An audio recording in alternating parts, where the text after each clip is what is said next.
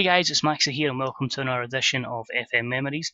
We continue on today with FM14. Before we get started, as always, thanks for taking the time out of your day to watch the video and any comments on FM14 if you played it at that particular time.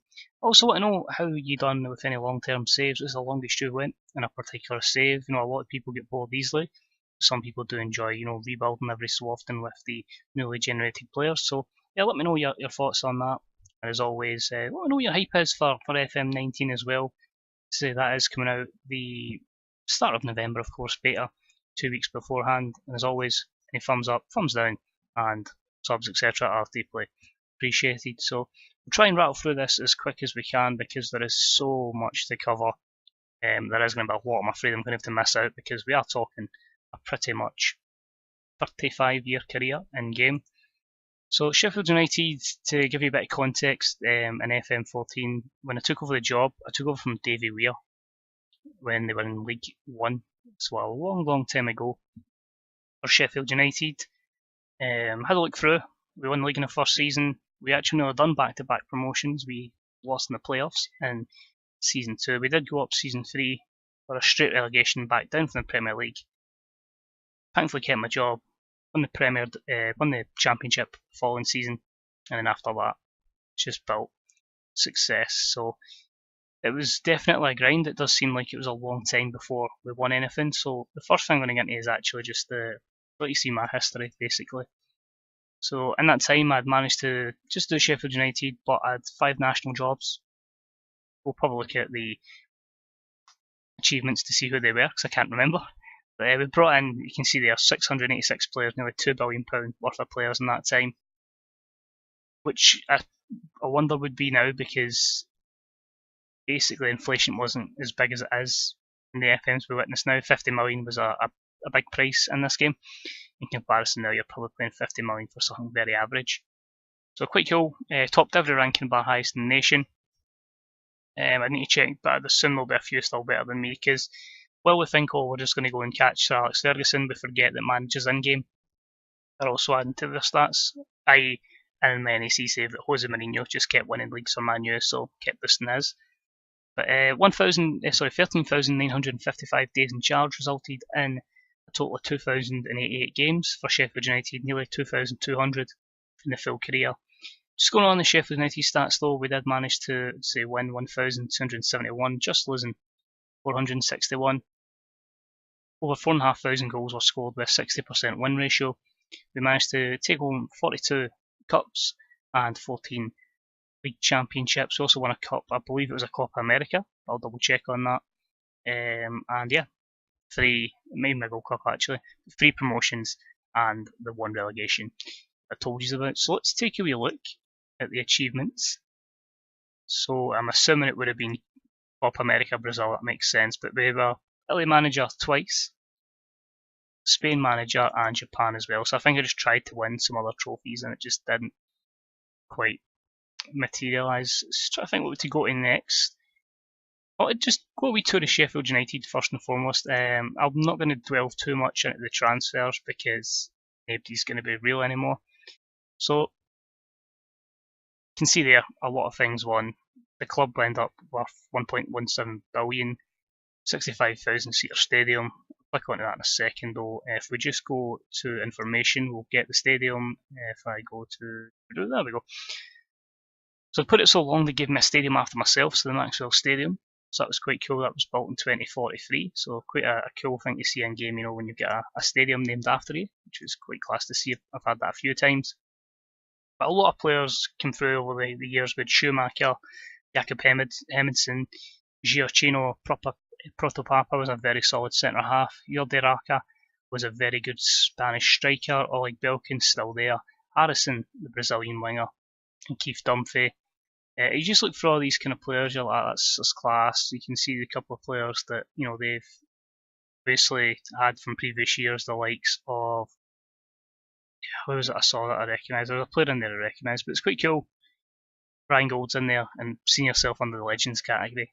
What I done as well is I did eventually buy a Sheffield United top. I happened to be near Sheffield at the time. Did get Michael Higdon in the back rather than someone as part of my team, but it was quite cool during the stint at Sheffield United to go down and actually get a top as well. So what I do is also confirm, if I just quickly go to players, they should still be there. Get that many players on board, I'm pretty much going to have to go back to view squad. So I did get an FM son in this one, Ryan Maxwell. He was pretty much a left back. Obviously I wanted to get him scoring as many goals as possible, so we retrained him into a cam as quick as we could. Got his career at 25 years of age, which saw him worth 7.75 million on 100 grand a week. 11 caps for Scotland. I will be pursuing the NEC career and pushing that as much as possible to try and get the full career done of the FM son. He's 18 just now, so we need to try and ramp out 13, 14 seasons before FM comes out 19, so it's going to be a bit of a challenge, but managing in Holland is quick enough, so I'm hoping I can get close to it. But still cool to see that, that's very cool. Admittedly was designated penalty taker, but as I say, we're really improving, and you know that's an unbelievable start that he get 19 goals. Admittedly, 8 of them penalties, but he was really good, and it's just cool to look at that and see. If I go to the biography, well-known name, 11 caps for his country. You can see there 192 league appearances, 45 goals. He'd won 5 Premier League titles, 2 Champions Leagues, a European Super Cup, an FA Cup, Capital One Cup, and 3 Community Shields. You know, I mean, it's quite class to see that. You know, that's one. A youngster you take a personal pride in, you try and push him as much as possible. And they won the English Players Young Player of the Year as well. Trying the same with Evan and the NEC save, but as I say, league-wise, it's going to be a lot easier to use him. I've actually probably played him about 50 times already, just on the basis of cameo sub-appearances are playing lesser teams in the league. But he's still developing and trying not to hamper his development too much, so long term he's going to be featuring. So the other thing I'm going to show in this one is really just the signings at the start to see the kind of players we went to. Obviously they won't be real in the game anymore, I should say, and then we'll have a look through a lot of the new gens that make up the current squad and try and remember as much as I can about them. As I say, it has been about 4 years. So back when we were in League 2, you know me, straight away I looked at the transfers and I'm just like, I've just hampered Scotland again.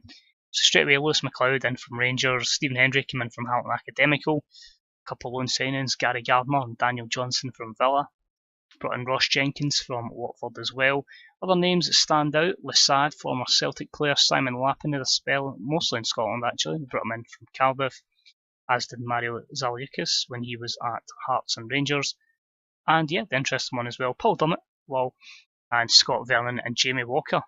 So you can see that it was predominantly bringing in these kind of players, and you can see in terms of the outs there, Michael Doyle went for a bit of money, a lot of loans out, and releasing Marlon King as well. That's how old this save is. Did delve into the Scottish market again in the second season, you know, bringing in the likes of Dylan McGeoch, Gary Caldwell, Callum Woods would have been playing for Huddersfield but had a spell in Scotland, bringing in the likes of Joe Ledley. There's some quite cool names in there. You can see the likes of, you know, Andy Robertson for £1 million, Max Gradle came in loan, John Guidetti, Johan Juru. So the club did have a good reputation. Ricardo Quaresma, you can see down the bottom, as a free agent. Nathan Ake on loan as well. So it's quite cool to see all that. And for some reason, we brought in Kenny Cooper as well as a target man. In terms of outs, decent money on Ross Jenkins. Unfortunately, released Chris Porter, which is quite a shame, and it's Fabian Brandy as well to Dundee United. But apart from that, nothing massive. Let Quaresma go again. So it's crazy to think he's probably still playing at a decent level in real life, and we had him and released him in the Championship. Next season, Lee Palmer came in. I think that's just a new gen. Then, because the reputation's at a good level, Dennis Pryatt comes in, Adam Clayton, Maxi Gradle in a permanent. We brought in the likes of Will Keane, Anthony Pilkington, Michael Hector, pretty good signings there. And then you look at some of the loans: Fernando Torres, Angelo Henriquez, Wesley Schneider, Tony Watt. It's just crazy. Van Rolswinkel was coming in.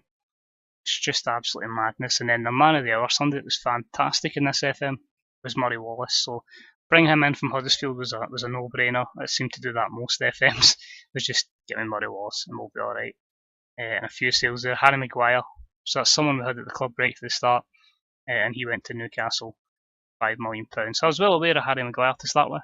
And Slabhead had an okay career. So this will be the last season I really look at in depth because we need to get through the current crop and just to see what I identify in a new gen. You can see there again, pretty good names. Yannick Ferreira Carrasco, Simon Kajia, Nathan Redmond, John Guidetti, Matt Ritchie, Samal was pretty good at that time as well. Likes of James Tompkins, Michu, and Gareth Barry. So quite cool folk that we've maybe heard of there.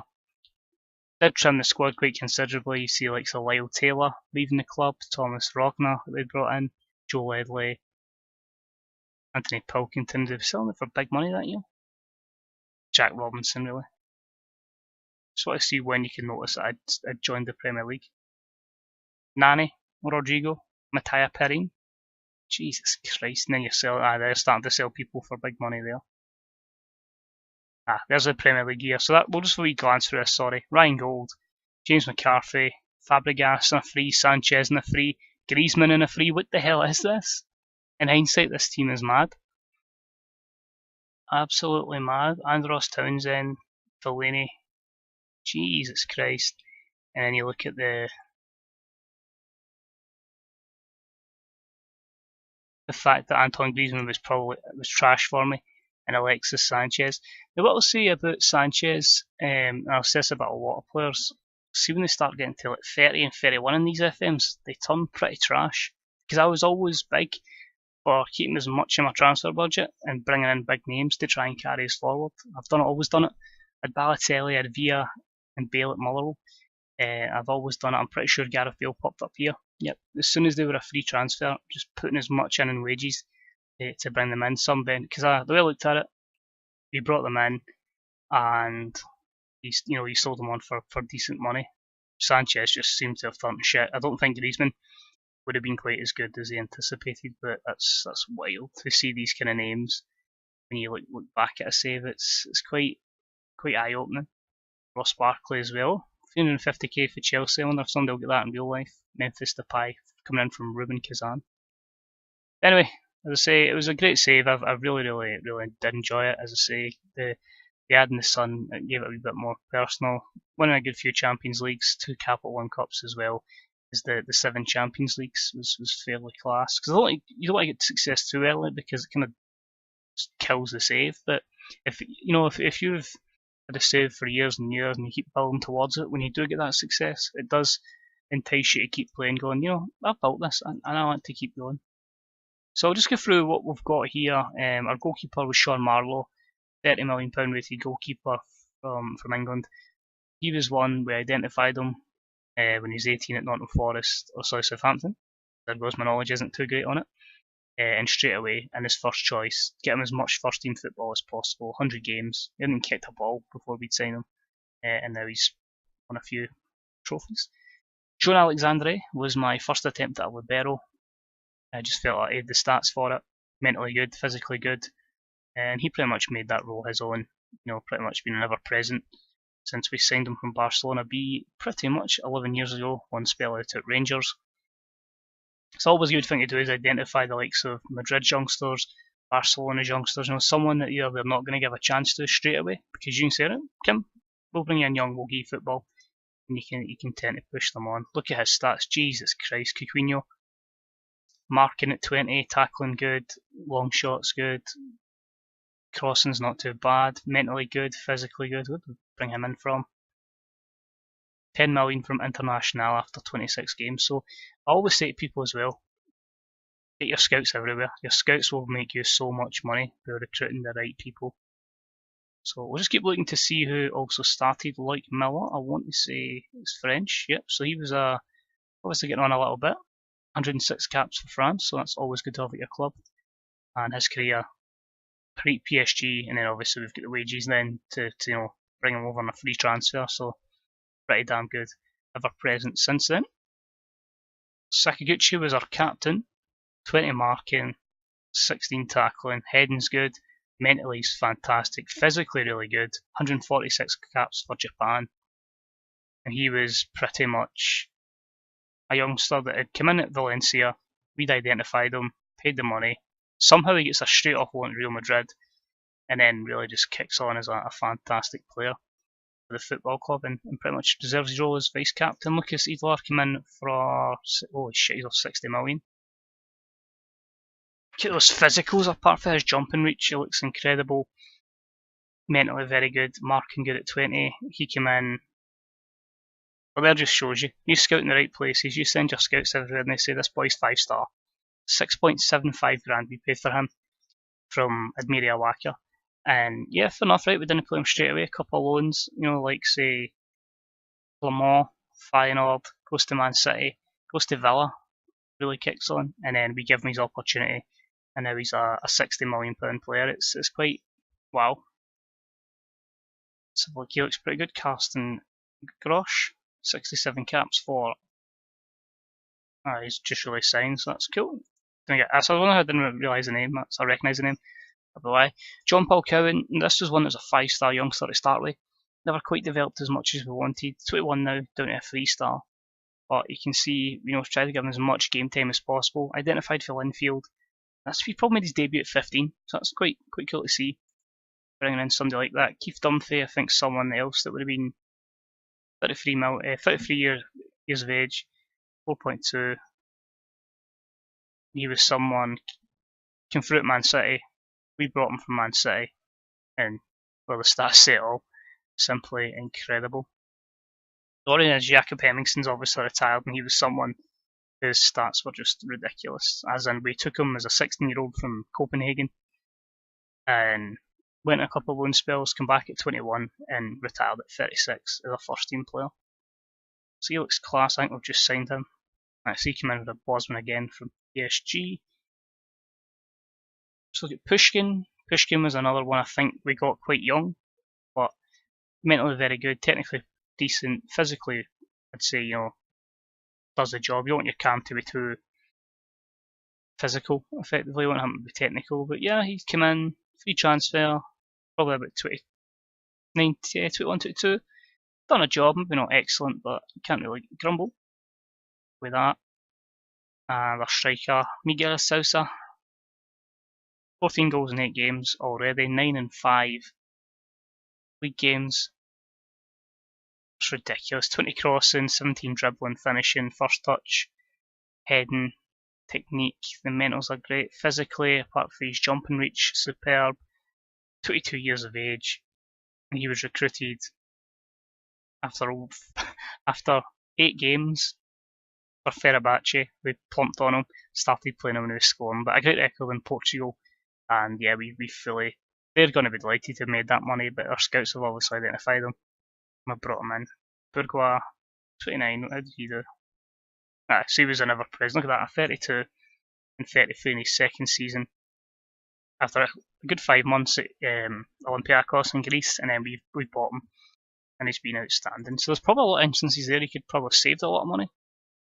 That's just the way FM works out. I want to just quickly do a check, because obviously, despite going to a new FM, you're always still bringing in youngsters for the future, so I'm intrigued to know. Well, so this was going to be the next big thing. This goalkeeper, Ruven Straub, 5-star. Then we brought in 7.25 million from Choir. Marco Anton Begnes, Mexico. Osmar, Brazilian. So it's certainly recruited, always do your recruitment globally even, and it works together. As I say, so many of them can do a job. It's the same with my NEC save, because there's no work permits in Holland. You know, it's like it's like United Nations. There's that many, but look at that, so much money. If they don't make it the club, you know, the club's going to make a good bit of cash selling them on. So that's class to see. So it's been a good roundup. The last thing I just want to introduce you to is just really looking at the records. So that will be under history. Just to see what we've done. We'll just go through modern day. So just let's see what pops up first. Best time average attendance. Unfortunately, I've got the lowest attendance in history with the Johnson's Paint, as it was back then. Biggest win in the save was the 10-0 over Crewe in the FA Cup. Highest scoring game, also 182 against Everton in 2035. Biggest signing was Oliver. from a Fletty. So I think you can justify that when he played 201 games for us, and then we sold him to Marseille. And our biggest sale was Alex Ray-Hampson. He was one, basically a free agent Nugent that popped up. Our scouts went, this guy's pretty good. We signed him, done great. One season he fell out with us, we loaned him to Liverpool. I think it was when we were in the Championship because he didn't want to play in the Championship, but nobody would pay the money we wanted. We got a bit more out of him and then sold him for big money to Man United. Went to Dortmund and then we brought him back at the tail end of his career where it just wasn't obviously the same. Most assists in a season, Harrison get 30 in 1 year. He does look really, really good. And we only sold him for 9 million. Must have just fell at them, changing a tactical direction. You can see Bourgois get top goals in 45-46. Have the highest average rating was Holiday Rocker. As previously mentioned, John Paul Cowan, youngest player, 15 years, 42 days. Giavinto Raiola, that's the guy that got 5 in that game. So he had one good season for us, and then we sold him. Interesting. So last thing I'll look at is just a few kind of sequences. So class to see, we won 20 games in a row. Our biggest unbeaten streak's 37. I've already demolished that with NAC, but obviously a lot easier. Most games without scoring went 4, and most games without conceding 7, because I never set my teams up to be defensive. So that's going to be it for Sheffield United. I'm not going to lie, it's one of the most fun saves I've ever had in FM. We did stream it as well with the likes of Drew Rush appearing, little cult hero on our FM save. But no, it's always good to get a long-term save. I know a lot of people are not a fan of it as soon as the real players go, but I just feel we get a personal connection to those kind of guys. So yeah, it was quite cool to recap there. A lot of memories, a lot of wasted time in that save, but yeah. You know me, I like to do a good long-term FM save, and I think FM14 is probably the one I haven't had that. So that's going to be FM14 covered. We're moving on to FM15 going forward. What's quite bizarre is this FM had 2 long-term saves, Motherwell and Hereford, so I'm probably going to break it into 3 videos. Motherwell will be the last one. Hereford I'm going to mix it in with a save I've done with the former now known Toxic Lemon. He's now jobbed a fraud. So that was class. It was a good 1v1 kind of series that me and Jordan done back in the day. Both of us went Schalke. It was cool to do that, both of us going the same team. Maybe something I'd like to do in the future with a few people, just like a challenge, both people go the same kind of team. Who knows, we'll see what happens in the future. But that, and as I say, the first one is just a couple of saves I had on it that just, not level of success that the other ones had, but still nice to look. And we'll move on to FM16. We're looking at 3 videos for that. One for FM17. FM18 deserves NAC. And that's about it. So cheers watching. Much appreciated for taking the time out of your day. And yeah, hope you join us next week for the beginning of FM15 Memories with FM15.